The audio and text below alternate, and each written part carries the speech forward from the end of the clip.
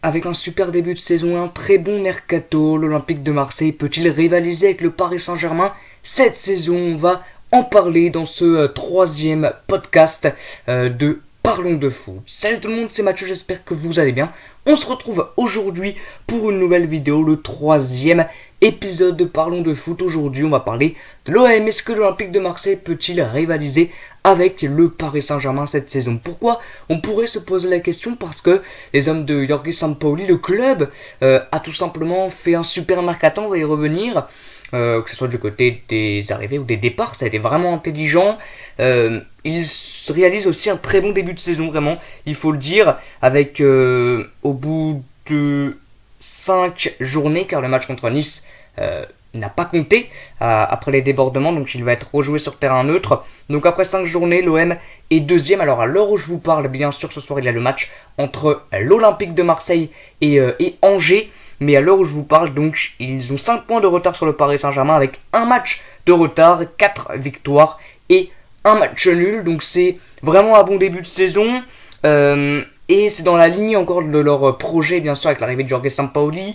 Et surtout avec les arrivées de plusieurs joueurs vraiment très intéressants. C'est ça pour moi qui fait que l'OM, tout simplement, peut rivaliser avec le PSG. C'est leur mercato très très bon. Maintenant, il y a un petit point négatif dans le mercato, c'est que c'est beaucoup de prêts en plus sans option d'achat.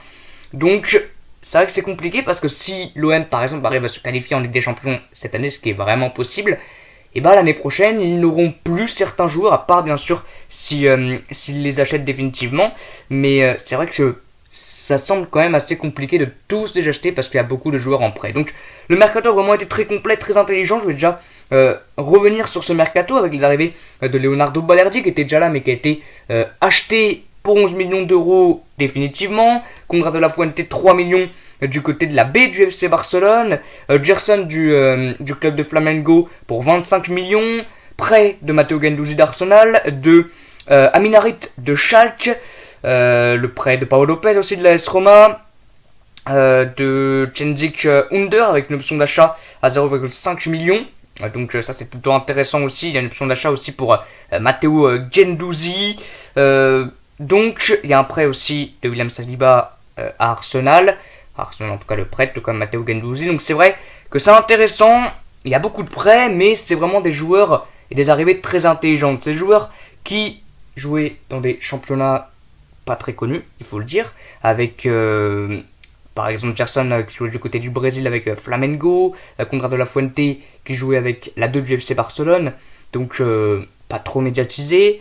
Il y avait Paolo Lopez, alors qui est assez connu quand même du côté de l'AS Roma, Cengiz Under aussi pour ceux qui suivaient également la Roma, Matteo Guendouzi d'Arsenal assez connu aussi également, mais c'est vrai que c'est des jeunes joueurs et qui ont un très grand potentiel, donc l'OM a été les chercher avant tout simplement les autres. Donc ça aussi qui est très intelligent. Ils ont fait des départs aussi plutôt intéressants avec Dario Benedetto, Valère Germain, ils n'ont pas gardé Michael Cuisance, ils ont repris aussi de près Paul Lirola, je ne l'ai pas dit, ils ont vendu définitivement Maxime Lopez, il y a le retour de prêt du côté du Bayern de Michael Cuisance, ils ont prêté Lucas Perrin, Nemanja Radojnik, Yaroki Sakali aussi est parti du côté des Rennes Diamonds pour 1,5 million, le prêt de Kevin Strootman et bien sûr le départ de Florian Thauvin. Donc c'était vraiment intelligent et surtout voilà, ils ont une très bonne équipe et ils ont surtout un très très joli banc. On peut le voir par exemple la semaine dernière, le match face à Rennes, en tout cas le dernier match, il y avait vraiment du très beau monde sur le banc. Tu pouvais faire deux équipes vraiment bonnes, banc et 11 titulaires, parce que pour vous remémorer un petit peu le banc face à Rennes, il y avait Boubacar Kamara qui est quand même un titulaire normalement indiscutable, Amin Harit qui a marqué en plus, qui est très très bon, Gerson qui a joué presque tout le début de la saison, Valentin Rongier qui fait vraiment de très très bons matchs depuis le début de la saison, Luis Enrique qui est le super sub de l'équipe, Jordan Amavi aussi qui a peut-être pas encore retrouvé son vrai niveau après sa blessure, Mandanda, bon, normalement il devait pas rentrer, mais voilà, donc c'est vrai que sur le banc il y avait de très très bons joueurs et c'est ça qui fait une très grande équipe, c'est qu'il y a une bonne profondeur de banc. À l'OM il y a une très bonne profondeur de banc parce qu'ils ont très bien recruté. Vraiment ils ont très bien recruté. Il y avait peut-être en fin du mercato la question d'aller chercher un nouvel attaquant parce que Benedetto est parti, Germain est parti, il n'y avait que Milik qui est blessé en plus en début de saison. En vrai numéro 9, il n'y avait que lui. Payet se faisait jouer un petit peu en faux numéro 10, c'était très bon mais c'est pas un vrai numéro 9. Et il a trouvé Cech, Bamba, Dieng, ça marche très très bien, vraiment. Alors il a fait un super match face à Monaco, déjà en Coupe de France, lors de sa première apparition face à Auxerre, il l'avait marqué, je crois, il était rentré en jeu, il l'avait marqué. Il n'avait jamais marqué en Ligue 1, il a mis 2 buts face à Monaco, il a fait un super match, a touché 2 poteaux. Face au Lokomotiv Moscou, ça a été compliqué, mais pour un petit peu l'excuser, il était sur le côté gauche. Amin Harit était en faux numéro 10, pour moi c'est vraiment un 9, Bamba Dieng, vraiment un 9. Et puis contre Rennes, il a fait un très bon match avec un but.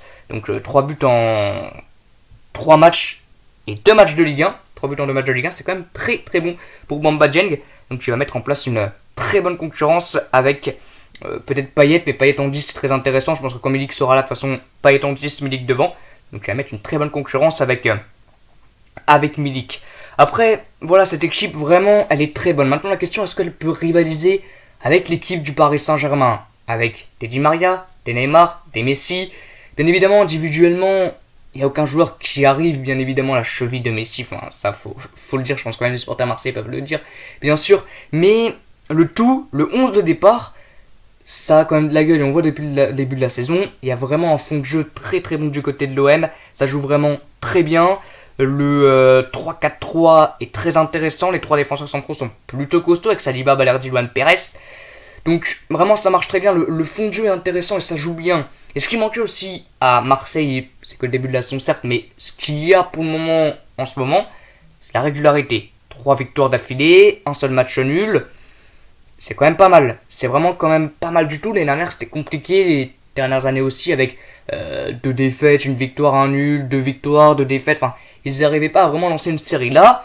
Vraiment, il y a quelque chose à faire et je pense que ce soir, ils peuvent gagner face à Angers. Ils peuvent encore se rapprocher un petit peu plus du PSG qui joue face à Metz et qui, si ils respectent normalement la feuille de match, on va dire sur le papier, devrait gagner. Après, rien n'est fait, bien évidemment. Mais pour encore un petit peu, en tout cas, pas lâcher le Paris Saint-Germain. Donc il faut bien sûr pas lâcher de points, pas faire de match nul et gagner tous les matchs possibles. C'est-à-dire tous les matchs de la saison. Mais vraiment, il y a vraiment de quoi faire du côté de l'OM. Très bon recrutement, très bon coach, très bon président et surtout de très bons supporters. Donc je pense que ça peut le faire. Après, elle dépend pas que de l'OM cette question, elle dépend aussi du Paris Saint-Germain. Ils semblent quand même intouchables en ce début de saison. Ils ont, bon, certes, ils n'ont pas joué des très gros à part l'Olympique Lyonnais. Ils ont quand même un petit peu galéré, on va dire, face à Lyon. Ils se sont fait offrir un penalty quand même assez litigieux, très litigieux parce qu'on voit, je vais revenir quelques secondes sur l'action, mais on voit Neymar qui, je crois, enroule la tête de Malo Gusto qui avait déjà passé son corps devant le Brésilien. Après, certes, il tombe parce que Neymar le déséquilibre et avec ses genoux, il fait tomber Neymar, mais à vitesse réelle, il y a penalty, mais après, je pense que la VAR aurait pu revenir et annuler cette décision-là, je crois, de Clément Turpin. Donc, voilà, c'est vrai qu'ils ont galéré contre Lyon, ils ont galéré aussi contre Bruges, donc voilà, faut voir face aux gros clubs ce que ça donne. Avec normalement une équipe comme ça devrait même le faire face aux très gros clubs, mais bon, on le verra très vite, bien sûr, face à Manchester City, et même face à Rennes, qui est pour moi quand même en dessous de l'OM, surtout cette année, mais qui est quand même maintenant un outsider en Ligue 1, donc ça peut être aussi un petit test pour le Paris Saint-Germain. Donc, c'est vrai que l'OM, vraiment pour moi, si c'est que pour l'OM, oui, ils peuvent rivaliser, mais ça tient aussi du PSG et ils sont vraiment très très forts. Ils semblent vraiment très très forts les Parisiens. Peut-être pas intouchables, mais très très forts, vraiment. Mais voilà, l'OM a vraiment bien recruté, c'est ça le mot d'ordre, hein. C'est le recrutement de l'OM qui a été très intéressant depuis le début de la saison. Le jeu est bon. Voilà, je pense que presque à chaque match, il peut changer de composition, ce sera toujours aussi bon parce qu'il y a tellement de bons joueurs à chaque poste que c'est vraiment très bon. Sur les côtés, vous avez Chenzi Kunder, Paul Lirola, donc il a fait jouer ensemble face à Rennes, Conrad de la Fuente, Luis Enrique, vous pouvez faire jouer Payet sur un côté aussi, mais bon, vu qu'il joue avec plutôt des pistons, Payet c'est pas trop un piston, hein. Jouer sur un côté, piston quand même un rôle défensif, je vois pas trop Payet faire ça. Au milieu de terrain, bien sûr, Pape Gueye, Matteo Guendouzi, Gerson, bien sûr, Boubacar Kamara, Valentin Rongier. Quand tu peux mettre un Boubacar Kamara sur le banc, ça veut dire que tu as vraiment un très très très très bon effectif. Vraiment. Donc, voilà, je pense qu'ils peuvent rivaliser avec le Paris Saint-Germain. Maintenant, est-ce qu'ils peuvent avoir le titre? C'est une autre question aussi. Ça, c'est une autre question. C'est pas l'objectif, je pense, de l'OM. Hein. Toujours, le Champions Project est encore là. Petit à petit, faire grandir le club. Petit à petit, tenter vraiment de construire le club, d'essayer de construire quelque chose autour peut-être de Jorge Sampaoli, des joueurs qui vont tenter de garder, comme Bamba Dieng, comme Chelsea Koundor, peut-être qui vont tenter de lever l'option d'achat, Matteo Guendouzi qui vont essayer de reprendre, voilà. Ils vont peut-être essayer de construire aussi autour de ce club. Voilà, donc c'était un petit podcast aujourd'hui. Normalement, ça dure 25 minutes. Là, c'était un petit d'une dizaine de minutes. Donc voilà, n'hésitez pas à donner votre avis dans l'espace commentaire. Si pour vous, l'OM peut réaliser vraiment une bonne saison, pour moi, j'en doute pas. Est-ce qu'ils peuvent rivaliser avec le PSG? J'en doute pas. Est-ce qu'ils peuvent avoir le titre? Ça me paraît quand même plus compliqué. Donc rivaliser, c'est surtout de la saison et aussi peut-être sur les deux matchs. Donc les deux classicos, PSG-Marseille et Marseille-PSG. Voilà. Donc moi, je vous dis à bientôt. N'hésitez pas à vous abonner, partager et bien sûr commenter et liker. Moi, je vous dis à bientôt et ciao.